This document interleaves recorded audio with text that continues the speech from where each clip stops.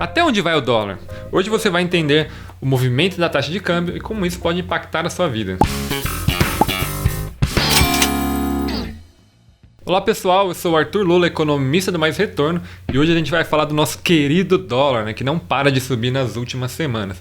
Certamente o investidor, você, independente dos seus objetivos, o dólar é uma variável relevante, um preço importante da economia, e todo mundo quer saber mais ou menos qual o número, para onde que ele vai, certamente algum número mágico para o final do ano, e eu venho te dizer aqui que isso é muito difícil. Os economistas até brincam que a melhor projeção para o dólar no futuro é o dólar ontem, a taxa de câmbio ontem. Isso só para sinalizar a dificuldade que nós temos em projetar o câmbio. Apesar de nós nos aventurarmos nessa situação, eu mesmo tenho meus modelinhos ali com estatística, série de tempo e etc. Mas é bastante complicado você fechar um número ali e você cravar que vai bater. Então esse é um primeiro cuidado que a gente tem que ter, apesar de nós termos uma aventura, quando vamos abrir o nosso boletim Fox, lá sempre vai ter um número, vai ter um direcional.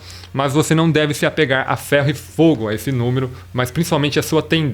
Então, mais importante do que o número em si, para onde as pessoas acreditam, os economistas, para onde está sendo projetado o dólar, é bastante importante você entender os fundamentos daquele nível de dólar, o que está acontecendo, principalmente do período que você está avaliando e para o futuro. Então, vamos de fato falar das variáveis que trazem fundamentos para a taxa de câmbio, que nos ajudam a acompanhar e dar um cenário melhor para a nossa moeda. Vamos começar pelo diferencial de juros, E qual que é a lógica e por que isso é importante em termos de determinação da taxa de câmbio, Nós temos aqui a nossa taxa básica de juros, os Estados Unidos têm a deles, e a diferença entre elas, é o que a gente chama de diferencial de juros, é o que vai atrair capital para cá ou não, É uma das variáveis, na verdade, que importam na hora da tomada de decisão dos investidores, principalmente estrangeiros. Então, para aceitar vir para o Brasil, esse diferencial de juros, que seria um prêmio de risco, tinha que ser o maior possível, Até para que aquele investidor se sinta incentivado a colocar seus recursos aqui. Lembrando que, obviamente, o Brasil tem alguns riscos bastante peculiares, principalmente risco político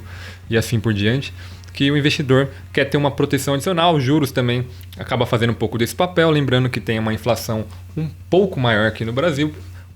Costumeiramente, os juros tendem a ser um pouco maior aqui também, embora o cenário mais recente tenha mudado essa situação. O juros americano foi baixo, já tem sido baixo há bastante tempo. O brasileiro foi se reduzindo nos últimos anos, nos últimos meses, até chegar a um ponto em que o diferencial de juros entre os dois países chegou numa mínima quase que histórica. Então o incentivo que o investidor tem em colocar seus recursos aqui mudou. Ele pode, de repente, procurar renda variável, mas, por exemplo, ativos que dependem ali do nível dos juros, por exemplo, renda fixa, perde um pouco a sua competitividade em termos de rendimento em relação a ativos americanos, que são um pouco mais seguros. Outra variável relevante é o chamado CDS, que é um instrumento financeiro que alguns investidores utilizam como seguro, como proteção de um eventual calote, de um default de outros países, por conta de uma situação fiscal pouco adversa. E tem um CDS para o próprio Brasil também. Então, ali a gente consegue ter uma aproximação do que seria o risco daquele país. Então, quando o risco sobe, e portanto o preço desse CDS sobe também,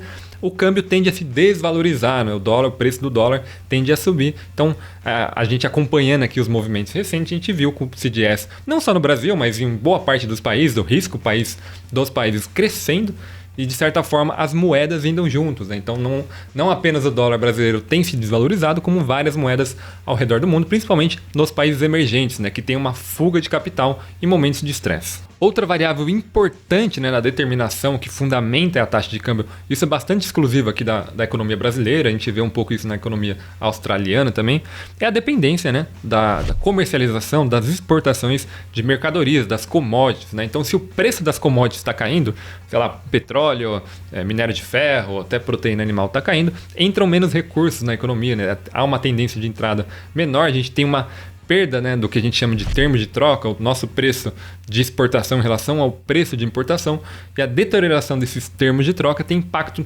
negativo na taxa de câmbio. Então, quando o preço das commodities cai, que é o que está acontecendo mais recentemente, o dólar também tende a subir, fazendo uma balança contrária. Bom, pessoal, agora a gente vai falar um pouco dos impactos dos investidores, mas antes disso, eu tenho que pedir aquele clássico, joinha aqui no nosso vídeo, dá o seu like no nosso vídeo, clique no sininho para que você não perca nenhum conteúdo que a gente coloca em nossas lives principalmente, além de deixar seu comentário, caso você tenha uma dúvida, e, por fim, se inscrever no nosso canal.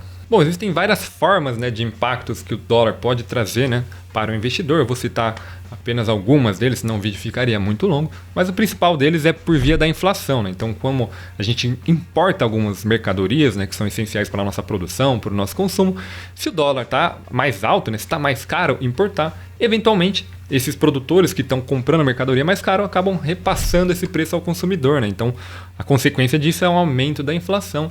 E aí, naturalmente, a inflação pode afetar a sua rentabilidade, né? Tanto em termos reais, mas também afetar alguns instrumentos, né? Alguns ativos financeiros, principalmente a parte de títulos públicos, né? Os investimentos de renda fixa, tem impactos, né, por mudanças no cenário da inflação. Então, é importante notar, né, que a taxa de câmbio não impacta a inflação da mesma forma o tempo inteiro, né? Então, eventualmente, se aquele país, né, no caso o Brasil, tiver com a atividade econômica bastante fraca, é bem possível que esse repasse aos preços seja um pouco mais difícil, né? O produtor lá, o empresário, enfim, quem está tentando repassar o custo do aumento da mercadoria para o consumidor, ele não tem esse mesmo poder de barganha, então acaba segurando um pouco na margem de lucro dele, então não tem esse repique da inflação, então é bastante importante acompanhar o que os economistas chamam de repasse cambial, né? Outra forma também mais clássica, aí mais ligada diretamente às empresas, né, eventualmente se ela tiver dívidas externas, né, dívidas em dólar, se o dólar desvaloriza, se o preço do dólar sobe, aí ela tem um aumento do seu endividamento.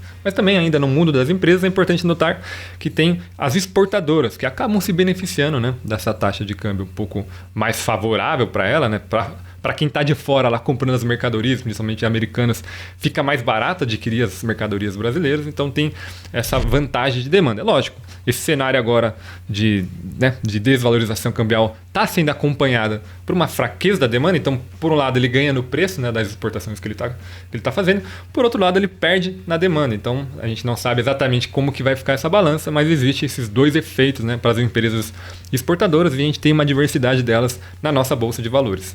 E por fim, para completar a nossa listinha aqui, a gente podia dar vários exemplos, mas vamos se acatar esses aqui.